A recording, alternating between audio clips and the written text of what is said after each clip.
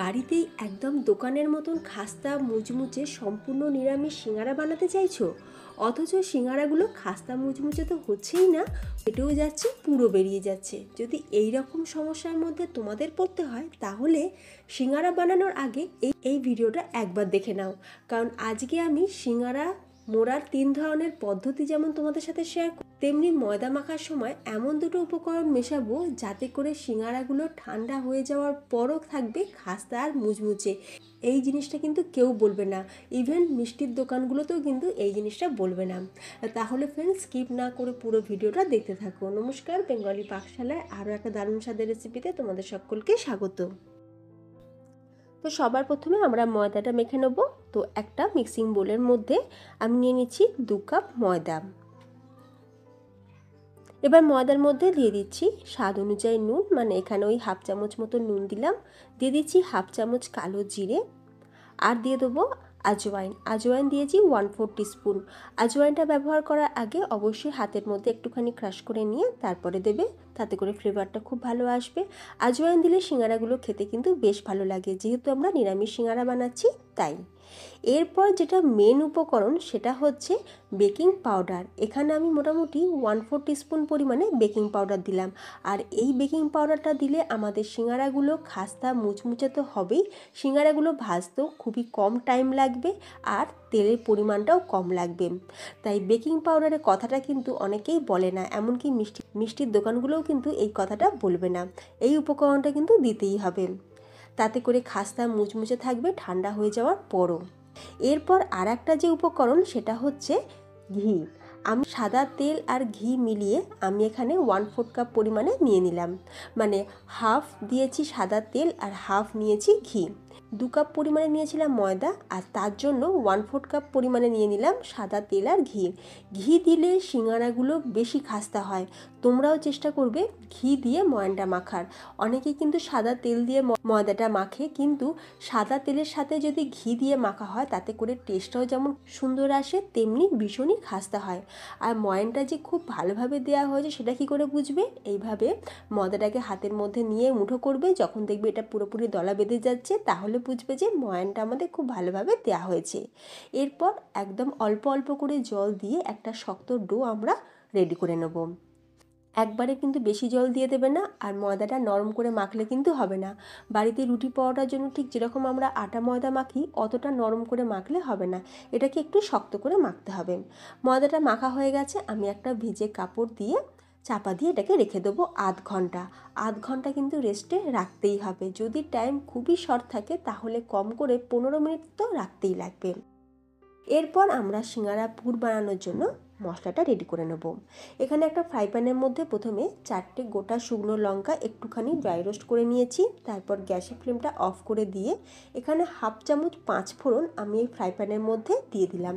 আমি কিন্তু গ্যাসের ফ্লেমটা অফ করে দিয়েছি, কারণ প্যানটা গরম আছে, 5 ফোড়নটা আমাদের একটু মচমচে হয়ে যাবে। আমরা কিন্তু 5 ফোড়নটাকে ভাজবো না, শুধু মচমচে করব। এরপর শুকনো লঙ্কা আর 5 ফোড়নটা এরকম একটা হামালদিস্তার মধ্যে নিয়ে এটাকে ভালো করে পাউডার করে রাখবো। তো 5 ফোড়ন আর শুকনো লঙ্কাটা দেখো ভালো করে গুঁড়ো করে নিয়েছি, একটা বোলের মধ্যে ঢেলে রেখে দেবো। এইরকম একটু আধ ভাঙা মতন করে নিয়েছি, একদম পুরো ফাইন পাউডার কিন্তু বানাইনি। তো মশলাটা একটা বাটির মধ্যে ঢেলে রেখে দিলাম। এরপর আর একটা কাজ সেরে নেবো, সেটা হচ্ছে আদা আর কাঁচা লঙ্কা। অল্প সামান্য, মানে ওই হাফ ইঞ্চি মতন আদা আমি ছোট ছোট টুকরো করে রেখেছিলাম। তো আদা, আর এখানে ঝালের জন্য দিয়ে দিয়েছি 2টো কাঁচা লঙ্কা। কাঁচা লঙ্কার পরিমাণটা তোমরা তোমাদের স্বাদ অনুযায়ী বাড়িয়ে কমিয়ে নিতে পারো। যেহেতু আমরা শুকনো লঙ্কা ব্যবহার করেছি তাই কাঁচা লঙ্কাটা একটু কম দিচ্ছি। আর আদাটা আমি এখানে খোসা সমেতই রেখেছি। অল্প সামান্য নুন দিয়ে আদা আর কাঁচা লঙ্কা আমরা ভালো করে থেতো করে নেব। চলো, এই কাজটাও তো আমাদের হয়ে গেল। এবার বানাবো পুর বানানোর জন্য ফ্রাই প্যানের মধ্যে দিয়ে দিচ্ছি সর্ষের তেল। এখানে 2 চামচ পরিমাণে সর্ষের তেল দিয়ে দিলাম। দিয়ে এবার আমরা দিয়ে দিচ্ছি কাঁচা বাদামটা এখন আমরা একটু ভাজা ভাজা করে নেব। নিরামিষ সিঙ্গারাতে বাদাম দিলে দারুণ একটা টেস্ট আসে। অনেকে কিন্তু মটরশুঁটিও দেয়, তোমরা চাইলে কিন্তু মটরশুঁটিও দিতে পারো। এখন অল্প সামান্য নুন দিয়ে বাদামটা একটু ভালো করে ভেজে নেব। আর তবে গ্যাসের ফ্লেমটা এই সময় লোতে রেখেছি, নাহলে বাদামটা পুড়েও যেতে পারে। এরপর ফ্রাই প্যানেতে আরও 1 টেবিল চামচ তেল দিয়ে দিলাম। দেওয়ার পর যে মশলাটা আমরা গুঁড়ো করে রেখেছিলাম মানে 5 ফোড়ন আর শুকনো লঙ্কা, সেই মশলার গুঁড়োটা তেলের মধ্যে দিয়ে কয়েক সেকেন্ড একটু নাড়াচাড়া করে নিয়ে দিয়ে দেবো এখানে আলু। আমি এখানে 2টো বড় সাইজের আলুকে ছোট ছোট টুকরো করে ভালো করে ধুয়ে জল ঝরিয়ে রেখেছিলাম। আর ফ্রেন্ডস, তোমরা দেখতেই পাচ্ছ এখানে আমি আলুটা কিন্তু খোসা ছাড়াইনি। তো আমি এখানে একটা আলুর খোসা ছাড়িয়েছি আর একটা আলুর খোসা ছাড়াইনি, খোসা সমেতই দিয়েছি। সিঙ্গারাতে কিন্তু খোসা সমেত আলুরই ব্যবহার করা হয়, শুধু সিঙ্গারা বলে না, আলুর চপেতেও কিন্তু খোসা সমেত আলু ব্যবহার করা হয়, তাতে করে টেস্টটা বেশি ভালো আসে। যেহেতু আমার বাড়িতে আমার মেয়ে আলুর খোসাটা একদম পছন্দ করে না, ওর জন্যই আমি একটা আলুর খোসা ছাড়িয়েছি আর একটা ছাড়াইনি।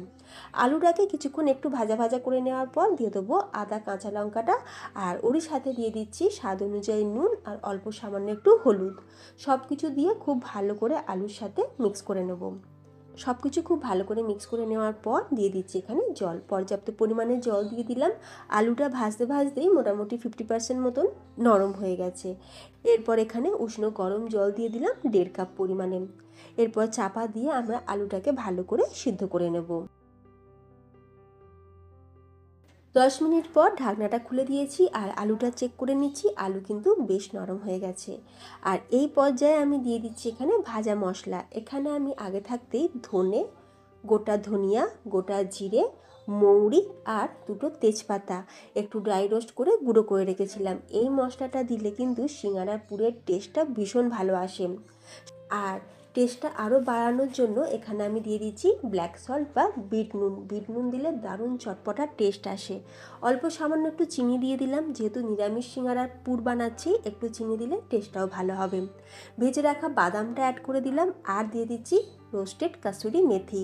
কাসুরি মেথি অবশ্যই দেওয়ার চেষ্টা করবে, নিরামিষ সিঙ্গারাতে কাসুরি মেথি দিলে দারুণ ফ্লেভার তো আসেই, টেস্টটাও কিন্তু খুব ভালো হয়, একদম পুরো পারফেক্ট দোকানের মতন, হয়তো বলবো যে দোকানের থেকেও বেশি স্বাদের হবে।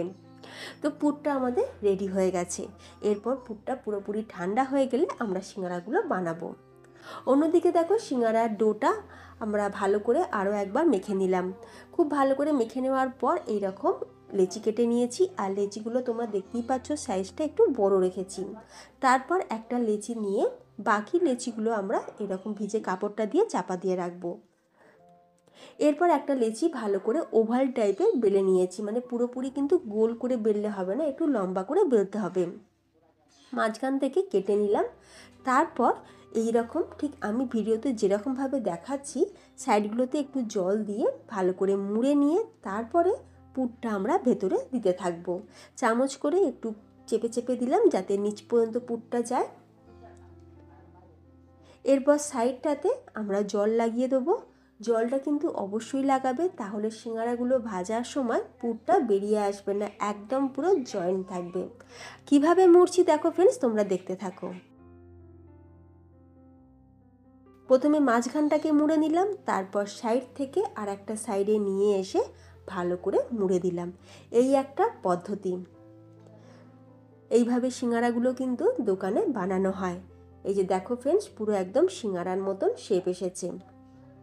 মুখের দিকটা একটু ভালো করে ছুচালো করে দিলাম। একরকম পদ্ধতি আমাদের হয়ে গেল। আরও একটা পদ্ধতি দেখাচ্ছি।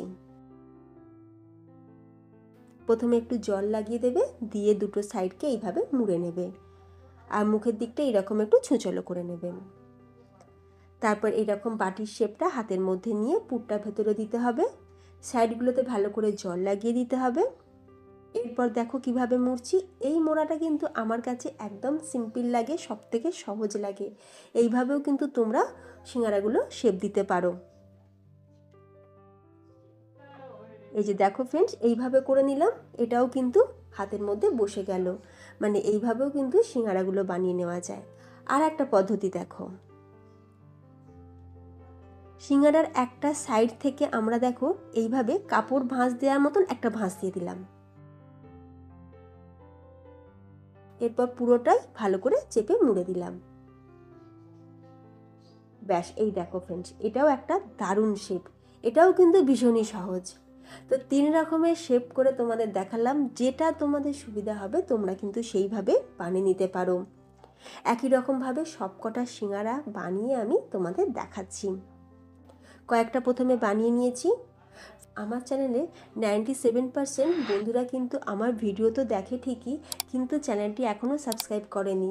তো ফ্রেন্ডস, তোমাদের কাছে রিকোয়েস্ট রইল, যদি রেসিপি দেখে ভালো লাগে বা এইরকমই সহজ নিত্য নতুন রেসিপি তোমরা দেখতে চাও বা পেতে চাও, তাহলে প্লিজ আমার চ্যানেল বেঙ্গলি পাকশালাকে সাবস্ক্রাইব করে পাশে থাকা বেল আইকন প্রেস করে রাখবে আমার আগামী ভিডিও নোটিফিকেশন সবার আগে পাওয়ার জন্য।